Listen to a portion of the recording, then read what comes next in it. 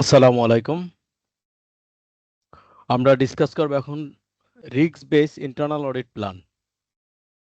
অর্থাৎ risk base internal audit প্ল্যানটা কি আসলে? Risk base internal audit plan হচ্ছে internal audit and compliance department risky area identify করে এবং রিস্কের ক্যাটাগরি নির্ধারণ করে অডিট কন্ডাকশনের জন্য যে প্ল্যানটা করা হয় সেটা হচ্ছে risk base internal audit plan. আসলে আমরা জানি অনেক প্রতিষ্ঠানেই রিস্ক ম্যানেজমেন্ট থাকে, তারা রিস্ক আইডেন্টিফাই করে থাকেন এবং রিস্কের ক্যাটাগরি সিলেকশন করে থাকেন। যেমন রিস্কের ক্যাটাগরি হতে পারে এক্সট্রিম, হতে পারে সিগনিফিক্যান্ট, হতে পারে হাই, হতে পারে মডারেট, হতে পারে এবং লো হতে পারে। অর্থাৎ এক্সট্রিমটা হচ্ছে ফ্রড রিলেটেড এবং সিগনিফিক্যান্টটা ফ্রড রিলেটেড এবং কাছাকাছি যেগুলো যে রিস্কগুলো থাকে সেগুলো। হাই সেটা হতে পারে প্রসেস গ্যাপ বা ইরেগুলার, অর্থাৎ অ্যাকাউন্টিং এরর, যে এররগুলো আসলে খুবই রিস্কি প্রতিষ্ঠানের জন্য। হাই এররগুলো, সেগুলোকে আমরা হাই ক্যাটাগরিতে নর্মাল নিয়ে থাকি। মডারেট হচ্ছে যেটা এররগুলো, মডারেট প্রসেস গ্যাপ বা এররগুলো যেগুলো প্রতিষ্ঠানের আহ, খুব বড় ধরনের রিস্কি না হলেও বা ক্ষতি করতে না পারলেও পরোক্ষভাবে ইনডাইরেক্টলি ক্ষতি হয়ে যেতে পারে এবং ভবিষ্যতের জন্য একটা সিগন্যাল হতে পারে। লো ক্যাটাগরি রিস্ক সেটা হচ্ছে প্রতিষ্ঠানের সেরকম কোনো ক্ষতি হয় না, জাস্ট এটা একটা মিস মিচিং হতে পারে বা এরর, একটা ছোটখাটো এরর যেগুলো, এগুলো তো আমরা রিস্ক বেস ইন্টারনাল অডিটে নর্মালি অডিট প্ল্যানে আমরা লো লো ক্যাটাগরির রিস্ক যেগুলো, যে সেক্টরগুলোতে আছে সেগুলো কনসিডারেশনে আনা হয় না। কারণ এগুলো করতে গেলে সেটা ব্যাপক আকারে হয়ে যায়। আর সেক্ষেত্রে ম্যান পাওয়ার বলেন বা ম্যান রিসোর্সেস যে অডিট ডিপার্টমেন্টের একটু বেশি দরকার, এটা এক্সপেন্সিভও হয়ে যায় অনেক সময়। এখন আমরা রিস্ক ম্যানেজমেন্ট, যে রিস্কগুলো আইডেন্টিফাই করে সেই অনুযায়ী অডিট ডিপার্টমেন্ট তার প্ল্যান সাজায় বা কাজ করে এবং সুন্দর একটা রেজাল্ট প্রেজেন্টেশন করে।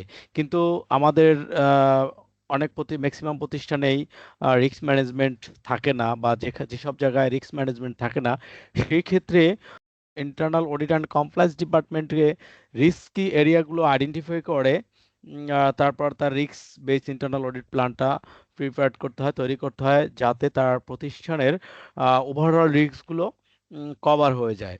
তা আমরা এখন আসি, আমরা risk base internal audit plan একটা তৈরি করেছি আমি, সেটা আমি তুলে ধরবো। আমরা যে সেক্টরগুলোকে আইডেন্টিফাই করতেছি তার ভিতরে ক্যাশ এবং ব্যাংক, এই দুটাকে আমরা ফার্স্ট প্রায়োরিটি দেব। অর্থাৎ এই দুটাকে রিস্ক বেস অডিট প্ল্যানে ক্যাশ অ্যান্ড ব্যাংক, এই দুটা ইম্পর্ট্যান্ট চ্যানেল হচ্ছে একটা প্রতিষ্ঠানের লেনদেনের, ট্রানজ্যাকশনের ইম্পর্ট্যান্ট চ্যানেল হচ্ছে ক্যাশ অ্যান্ড ব্যাংক। অর্থাৎ যদি কোনো ইরেগুলারিটিস হয় বা ঘটে বা কোনো, সেক্ষেত্রে ক্যাশ এবং ব্যাংক এই দুটার মাধ্যমে, এই দুইটা চ্যানেলের মাধ্যমে করতে হয় বা করতে হবে। এই দুইটা চ্যানেল বাদ দিয়ে ইরেগুলারিটিস বা ফিনান্সিয়াল ইরেগুলারিটিস হওয়ার, ফ্রড রিলেটেড ইরেগুলারিটিস হওয়ার সম্ভাবনাই কম। আমরা এই দুটাকে ফার্স্ট প্রায়োরিটি দিয়েছি। যেমন ক্যাশ, ক্যাশ ভেরিফিকেশন থাকতে পারে, ক্যাশ ট্রানজ্যাকশন থাকতে পারে এবং আয়ও আয়ও থাকতে পারে। এখন কন্টিনিউয়াসলি দেওয়ার অর্থ হচ্ছে যদি কোনো প্রতিষ্ঠানে কন্টিনিউয়াস অডিট থাকে সেক্ষেত্রে এই ক্যাশটাকে কন্টিনিউয়াস তার কার্যক্রমের ভিতরে রাখতে হবে, যাতে তার ক্যাশ ট্রানজেকশনের মাধ্যমে বড় কোনো ধরনের কোনো অনিয়ম হতে বা ঘটতে না পারে। কোন ধরনের ক্যাশ শর্টেজ হতে পারে, শর্টেজ আর এক্সেস হতে পারে, আইও নিয়ে থাকলে আইও অ্যাডজাস্ট না হতে পারে থাকে, বিল পেমেন্ট হতে পারে, মিসইউজ হতে পারে, ক্যাশ মিসইউজ হতে পারে, বিভিন্ন কিছু হতে পারে। সুতরাং ক্যাশটা খুবই ইম্পর্টেন্ট। সো আমরা আমাদের রিস্ক বেস অডিট প্ল্যানে অবশ্যই ফার্স্ট প্রায়োরিটি থাকবে ক্যাশ। এরপর আসছে ব্যাংক, অর্থাৎ এরপরে কোনো ব্যাংকটা একটা ইম্পর্টেন্ট চ্যানেল, যেখানে ক্যাশ ব্যাংক দুইটা ইম্পর্টেন্ট চ্যানেল। ব্যাংকের মাধ্যমে ট্রানজেকশন করে বা ব্যাংকের যে ভুলগুলো বা আহ, এগুলো আসলে একটা প্রতিষ্ঠানের জন্য খুবই গুরুত্বপূর্ণ।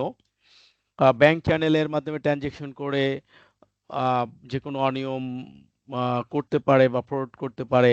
সেই ক্ষেত্রে আমরা ব্যাংকটাকে ব্যাংক ট্রানজেকশন বা ব্যাংক চ্যানেলটাকেও আমরা খুব এক্স বেস ইন্টারনাল অডিট প্ল্যানে খুবই গুরুত্ব সহকারে তুলে ধরেছি। সেটা হচ্ছে হতে পারে ডিফারেন্ট রেজাল্ট শো। ব্যাংক স্টেটমেন্টে এক ধরনের টাকা দেখাইতে পারে এবং ব্যাংক বুকে, ক্যাশ বুকে এবং আহ, বিভিন্ন রকম ফিগার ব্যালেন্স দেখাইতে পারে। এবং রিকনসিলিয়েশন, এক্ষেত্রে রিকনসিলিয়েশনটাও খুব ইম্পর্টেন্ট, কারণ রিকনসিলিয়েশনটা যদি অ্যাপ্রোপ্রিয়েটলি না হয়, যে কোনো একটা আহ, অনিয়ম হলে রিকনসিলিয়েশন দেখিয়ে আহ, দেখা দিতে পারে। অর্থাৎ যদি কোনো ফিনান্সিয়াল ইরেগুলারিটিস হয় বা ঘটে বা কোনো এররও হতে পারে, সেক্ষেত্রে ব্যাংক রিকনসিলিয়েশন করে জাস্ট একটা ফিগার মিলিয়ে দেখাইতে পারে। সেক্ষেত্রে ব্যাংক ট্রানজেকশনটা এবং ব্যাংক ট্রানজেকশনের সাথে ব্যাংক রিকনসিলিয়েশনটা ঠিক আছে কি না, সেটাও খুবই ইম্পর্টেন্ট। তাই আমরা এটা internal risk base internal audit প্ল্যানে এটাকে খুব এক্সট্রিম এক্সট্রিম রিস্ক হিসেবে আমরা কনসিডার করেছি। ক্যাশ এবং ব্যাংকে কেন এক্সট্রিম রেখেছি, অর্থাৎ একটা প্রতিষ্ঠান, এনি অর্গানাইজেশন, তার ক্যাশ এবং ব্যাংক লেনদেন যদি ওকে থাকে এবং ক্যাশ ব্যালেন্স এবং ক্যাশের ট্রানজেকশনগুলো যদি স্মুথলি ওকে থাকে, সেক্ষেত্রে বুঝতে হবে ওই রেসপেক্টিভ অর্গানাইজেশন সে 90+ রিস্ক ফ্রি আছেন, সে রিস্ক কন্ট্রোলে রয়েছেন। অর্থাৎ তার রিস্ক 10% রিস্ক থাকে যায় আদার অপারেশন, আদার মিসইউজ বা ইরেগুলারিটিস বা আদার এরর, এই ধরনের ক্ষেত্রে। কিন্তু ফ্রডের ক্ষেত্রে এই দুইটা চ্যানেলটাই খুব ইম্পর্টেন্ট। সো এই দুইটা চ্যানেল যদি কোনো প্রতিষ্ঠানের ট্রানজেকশন বা লেনদেন দুইটা চ্যানেলের ঠিক থাকে, so this organisation is control, risk কন্ট্রোলে থাকে 90% প্লাস আই থিঙ্ক। এরপর আসে আমরা বিল ভাউচার। বিল ভাউচারের কথা যদি আমরা নিয়ে আসি, সেটা হচ্ছে বিল ভাউচার হচ্ছে একটা ডকুমেন্টেশন, অর্থাৎ যে কোনো ট্রানজেকশনের ডকুমেন্টেশন বা documentation bill voucher. Bill voucher documentation ঠিক না থাকলে, অর্থাৎ ডকুমেন্টেশনকে মিসঅ্যাপ্রোপ্রিয়েশন করা যায়, ইনঅ্যাপ্রোপ্রিয়েট ডকুমেন্টস দেওয়া যায়, পেমেন্ট এক্সেস পেমেন্ট করা যায়, অর্থাৎ ডকুমেন্টেশন ফেক ডকুমেন্টস দেওয়া যায়। আবার ডকুমেন্টেশন এখানে বিল বাছার অ্যাকাউন্টিং এন্ট্রিও বিল বাছার সঠিক না থাকতে পারে, সাবফোর্ডিং ডকুমেন্টস ঠিক না থাকতে পারে, মিস কোডিং থাকতে পারে, বিভিন্ন কিছু থাকতে পারে। অর্থাৎ বিল ভাউচারটা আমরা চেকিং দিলে আমাদের ডকুমেন্টেশন যে একটা কনফার্মেশন হওয়া, সেটা আমরা বিল ভাউচার থেকেই হতে পারি। তাই আমি এটাকে হাই রিস্ক, অর্থাৎ আমার রিস্কের ক্যাটাগরিতে হাই রেখেছি। এরপর আসি প্রকিউরমেন্ট। প্রকিউরমেন্ট আসলে খুব ইম্পর্টেন্ট একটা সেক্টর। প্রকিউরমেন্টের মাধ্যমে অনেক গ্যাপ হতে পারে, অনেক অনিয়ম হতে পারে বা প্রসেস গ্যাপ হতে পারে। অর্থাৎ প্রকিউরমেন্টের যে প্রসেস, সে প্রসেসটা মেনটেন না করতে পারে। এক্ষেত্রে খুব ইম্পর্টেন্ট, আমি এটাকে সিগনিফিকেন্ট রিস্কের আওতা রেখেছি। এবং কন্টিনিউয়াস অডিটের ক্ষেত্রে এটা কন্টিনিউয়াসলি প্রকিউরমেন্ট হলে সেটা পেমেন্টের, বিশেষ করে পেমেন্টের আগেই রিভিউ করা দরকার। পেমেন্ট হয়ে গেলে সেটা আবার, কারণ রিকভার করা অনেক কঠিন, এই জন্য এটা কন্টিনিউয়াস প্রসেস রেখেছি। ইনঅ্যাপ্রোপ্রিয়েট প্রকিউরমেন্ট সিস্টেম কোন ধরনের রিস্ক হতে পারে? Fraud, fraud by procurement, over cost but less quality good হতে পারে। অর্থাৎ ওভার কস্ট হতে পারে কিন্তু আমার কোয়ালিটি গুড কি হতে পারে, গুডসগুলো যে প্রকিউরমেন্ট বা পারচেস গুডগুলো কোয়ালিটি সম্পূর্ণ না হতে পারে। ফেক কোটেশন কালেকশন হতে পারে, ফেক সাপোর্টিংস হতে পারে, প্রকিউরমেন্ট রিলেটেড যে কোনো কিছু হতে পারে। অডিট অ্যান্ড কমপ্লায়েন্স ডিপার্টমেন্টকে প্রকিউরমেন্ট প্রসেসটা খুব স্ট্রংলি, খুব স্মুথলি, ফ্রিকুয়েন্টলি দেখতে হবে। তাই এটাকে আমরা সিগনিফিকেন্ট রিস্ক হিসেবে অডিট প্ল্যানে রেখে দিয়েছি। এখন অ্যাডভান্সও একটা রিস্ক। অ্যাডভান্সকে আমি এক্সট্রিম রেখেছি, কারণ কি অ্যাডভান্স এমন একটা পোর্শন বা চ্যানেল, যেটা ট্রানজ্যাকশন সিস্টেম, যে সিস্টেমের মাধ্যমে অ্যাডভান্স নিয়ে অ্যাডজাস্ট নাও করতে পারে, অথবা একে নর্মাল একটা আনঅথরাইজ একটা অ্যাপ্রুভাল নিয়ে অ্যাডভান্স অ্যাডজাস্ট করে এখান থেকে কোনো অনিয়ম ঘটতে পারে বা হতে পারে। তারপর বা অ্যাডভান্স নিয়ে আমাদের যে কন্ট্রোলিং যে একটা রুলস রেগুলেশন, সেটা অ্যাডভান্স ক্ষেত্রে নাও হতে পারে, অথবা অ্যাডভান্স নিয়ে যে কোনো ফেক বিল দিয়ে অ্যাডজাস্ট করে দিতে পারে। আবার অ্যাডভান্স নিয়ে নর্মাল একটা মানে একটা অ্যাপ্রুভাল নিয়ে সেটাকে অন্যভাবে ডাইভার্ট করতে পারে, অ্যাপ্রুভাল নিয়ে রিটার্ন অফ করে দিতে বা অ্যাডজাস্ট করে দিতে পারে, যে কোনো কিছু ঘটতে পারে। So advance important portion for the organization. তাই আমি অ্যাডভান্সটাকে এক্সট্রিম রিস্ক হিসেবেই কনসিডার করেছি, কারণ অ্যাডভান্সটাকে ইন্টারনাল অডিট অ্যান্ড কমপ্লায়েন্সকে তার অডিট কন্ডাকশনের সময় সেটা কন্টিনিউয়াসলি করুক বা বেজ অন অর্গানাইজেশন বা বেজ অন পিরিয়ড, সে যেভাবে হোক সেটাকে খুব সিরিয়াসলি বা দেখতে হবে আর কি। এরপর আসেন ইনভেস্টমেন্ট, ডিসবার্সমেন্ট, কালেকশন। অর্থাৎ বিভিন্ন ফিনান্সিয়াল ইনস্টিটিউশনগুলোতে ইনভেস্টমেন্ট থাকতে পারে, ডিসবার্সমেন্ট থাকতে পারে এবং কালেকশন থাকতে পারে। এই সেক্টরগুলোকে আমি সিগনিফিকেন্ট রিস্কে নিয়ে আসছি, কারণ ফিনান্সিয়াল ইনস্টিটিউশনগুলো অনেক সময় ডিসবার্স করে, ফেক ডিসবার্সমেন্ট হতে পারে, ফলস বা আনরেকর্ডেড ইনভেস্টমেন্ট হতে পারে, বা ফলস বা আনরেকর্ডেড ডিসবার্সমেন্ট হতে পারে। যে কোনোভাবেই এখানে অর্থাৎ কন্ট্রোলিং সিস্টেমটা গ্যাপ হতে পারে, বা এমনকি ফ্রড হতে পারে, বা কালেকশন করতে পারে, বা আবার কিন্তু অফিস ফান্ডে জমা নাও দিতে পারে। সেই ক্ষেত্রে আমি এই ইনভেস্টমেন্ট, ডিসবার্সমেন্ট এবং কালেকশন এগুলো সিগনিফিকেন্ট রিস্কের আওতায় রেখেছি, কারণ এটাও খুব ইম্পর্টেন্ট অর্গানাইজেশনের কন্ট্রোলিং সিস্টেমটাকে ঠিক রাখার জন্য। কিন্তু ইনভেস্টমেন্ট, ডিসবার্সমেন্ট, কালেকশন এগুলো যে বেশি ফিনান্সিয়াল ইনস্টিটিউশনগুলোতেই ঘটে। আমরা হয়তো অনেকেই জেনে থাকি বা থাকবো, আমাদের অনেক ফিনান্সিয়াল ইনস্টিটিউশনগুলো, ইনভেস্টমেন্ট প্রতিষ্ঠানগুলো বিভিন্ন ফেক ইনভেস্টমেন্ট দেখিয়ে, বিভিন্ন ব্যাংক বলেন বা বিভিন্ন ইনস্টিটিউশন যেগুলো ইনভেস্টমেন্ট করে, ফেক ইনভেস্টমেন্ট দেখিয়ে অনেক ফ্রড বা অনেক অনিয়মগুলো হচ্ছে, যার ফলে অনেক প্রতিষ্ঠান কিন্তু দেউলিয়া হয়ে যাচ্ছে। তার অনেক প্রতিষ্ঠানগুলো কি করতেছে, অনেক প্রতিষ্ঠানগুলো তার ফান্ড ফিনান্সিয়াল ক্রাইসিসে পড়ছে, ইনসলভেন্ট হয়ে হয়ে যাচ্ছে। তাই আমরা এটাকে সিগনিফিকেন্ট রিস্কে রেখেছি, কারণ আমাদের প্রপার চ্যানেলে ইনভেস্টমেন্ট হচ্ছে কিনা বা ডিসবার্সমেন্ট হচ্ছে কিনা, অথবা ইনভেস্টমেন্টগুলো রেকর্ড হচ্ছে কিনা, বা ইনভেস্টমেন্টের যে ইন্টারেস্টগুলো বা ক্যালকুলেশনগুলো ঠিক আছে কিনা না, অথবা ইনভেস্টমেন্টের রিকভারগুলো কিভাবে হচ্ছে, এগুলো দেখাটা খুবই ইম্পর্টেন্ট। সো আমাদেরকে এই জিনিসগুলোকে খুব গুরুত্বের সাথে দেখতে হবে। আর ইনভেস্টমেন্ট আমরা আর এই ইনভেস্টমেন্ট বা কালেকশন যা কিছুই বলেন, সবকিছু কিন্তু এই ক্যাশ এবং ব্যাংকের চ্যানেলের মাধ্যমে কিন্তু ট্রানজেকশনটা এক্সিকিউট করা হয়। অ্যাকাউন্টস আমরা মান্থলি চেকিং দিতে পারি, কারণ আমরা ইন্ডিভিজুয়ালি যে ট্রানজেকশন সেক্টরগুলো দেখে আসছি, ফাইনালি আমরা অ্যাকাউন্টসটা দেখতে পারি যে আমাদের অ্যাকাউন্টসটা প্রপার হেডে বা প্রপার ট্রানজেকশনগুলো হয়েছে কিনা, প্রপার ফিগারগুলো চলে আসছে কিনা। এরপরে আমরা রিস্ক বেস ইন্টারনাল অডিট প্ল্যানে রাখছি এইচআরডি। এখন এইচআরডি আমরা মডারেট রিস্কে রেখেছি। আসলে এইচআরডির ফাংশনগুলো, অ্যাপয়েন্টমেন্ট বা রিক্রুটমেন্টগুলো বা বিভিন্ন ডকুমেন্টেশন, এগুলো নর্মালি মডারেটেই আওতায় পড়ে। এগুলো ঠিক আছে কিনা এগুলো চেকিং। অনেক সময় ফেক অ্যাপয়েন্টমেন্ট হয়, ফেক ডকুমেন্টস দেওয়া অ্যাপয়েন্টমেন্ট হতে পারে।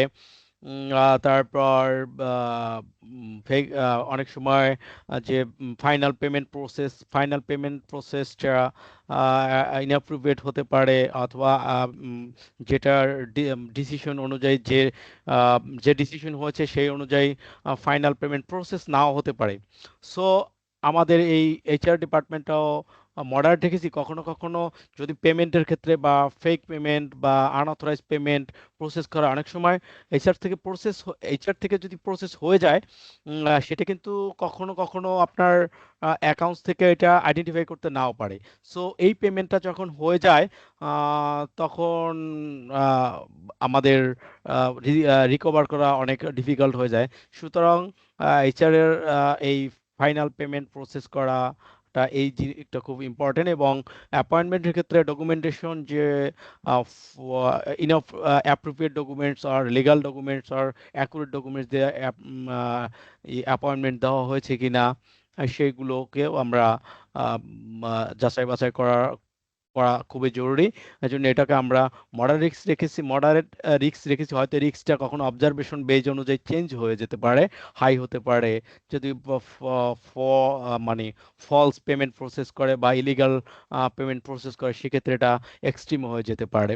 তো আমরা রিস্ক একটা ক্যাটাগরি দিয়েছি, কিন্তু রিস্কটা আমরা যখন একটা রিস্ক অ্যাসেসমেন্ট করার সময় মনে রাখবেন, যখন রিস্ক অ্যাসেসমেন্ট আপনি করবেন, তখন এক ধরনের আপনার থিঙ্কিং বা কনসিডারেশনটা যেভাবে আপনি করবেন, কিন্তু যখন আপনি এক্সিকিউট করবেন, ফাইনালি একটা মানে রেজাল্ট আপনি প্রেজেন্টেশন করবেন, সেই ক্ষেত্রে এই প্ল্যানের যে রিস্ক ক্রাইটেরিয়াগুলো, অ্যাসেসমেন্টগুলো, এটা নাও থাকতে পারে, জাস্ট ডিফারেন্ট চিত্র আসতে পারে।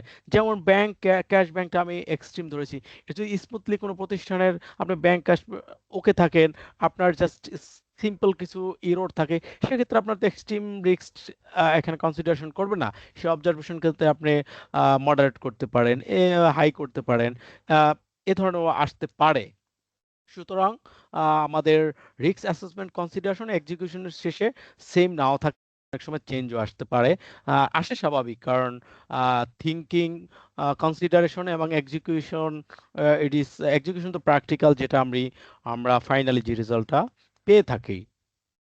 আহ, আসলে এ ধরনের কাজ, এই কাজগুলো করতে গেলে একটা বিশেষ করে ফিনান্সিয়াল প্রতিষ্ঠানের বা কোনো প্রতিষ্ঠানের, যে কোনো প্রতিষ্ঠানের ইন্টারনাল অডিট ডিপার্টমেন্টকে বা ইন্টারনাল অডিটরকে বা ইন্টারনাল অডিট ডিপার্টমেন্টের যে লিডারকে সবসময় কনফিডেন্সিয়াল থাকতে হয়, কনফিডেন্সিয়াল এবং আনবায়াসড থাকতে হয়।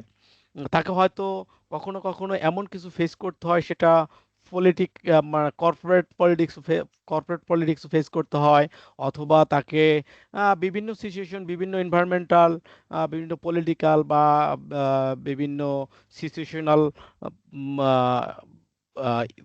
সিচুয়েশনাল রিস্ক ফেস করতে হয়। অডিটর ক্ষেত্রে এই রিস্কগুলো হয়ে থাকে।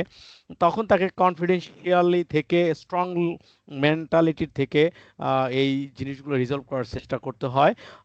আর দ্বিতীয়ত হচ্ছে, একটা অডিট ডিপার্টমেন্টে বা কোনো প্রতিষ্ঠানে যখন কোনো অনিয়ম বা ইরেগুলারিটিস ঘটে বা হয়, তখন একটা সিন্ডিকেট তৈরি হয়ে যায়। অর্থাৎ এই সেক্টরগুলোকে আমি আইডেন্টিফাই করেছি, রিস্ক নিয়ে আসছি আমার রিস্ক বেস ইন্টারনাল অডিট প্ল্যানের আওতায়।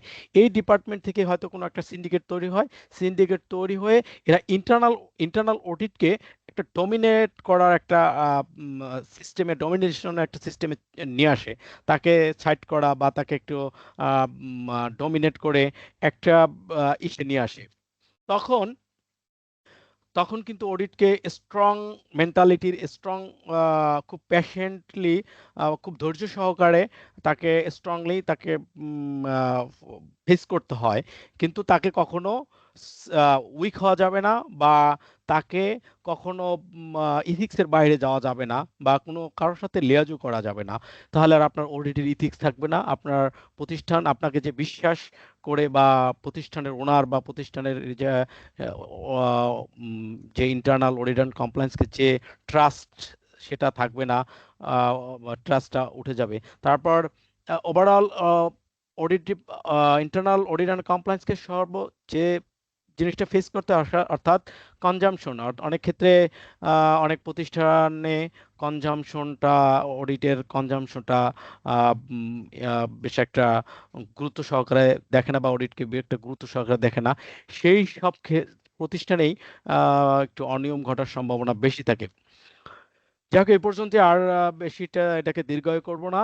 আমরা আসলে ইন্টারনাল অডিট সবসময় প্রতিষ্ঠানের ডেভেলপমেন্ট, প্রতিষ্ঠানের অবজেক্টিভ যাতে ফুলফিল হয়, কন্ট্রোলগুলো সঠিকভাবে কাজ করে কিনা, সেই জন্য ইন্টারনাল অডিটকে কাজ করতে হবে, এবং সকল ডিপার্টমেন্ট এবং সবাইকে সাথে একটা সুন্দর কোঅপারেশন, কোলাবোরেশন মেনটেন করে আপনার যাতে কন্ট্রোল সিস্টেমটা সুন্দর ও অ্যাপ্রোপ্রিয়েট হয়, সেদিকে সজাগ রেখে কাজ করতে হবে। ধন্যবাদ সবাই। ভুল ত্রুটি হলে ক্ষমা সুন্দর দৃষ্টিতে দেখবেন, কারণ মানুষ ভুলের ঊর্ধ্বে নয়। ওকে, থ্যাংক ইউ।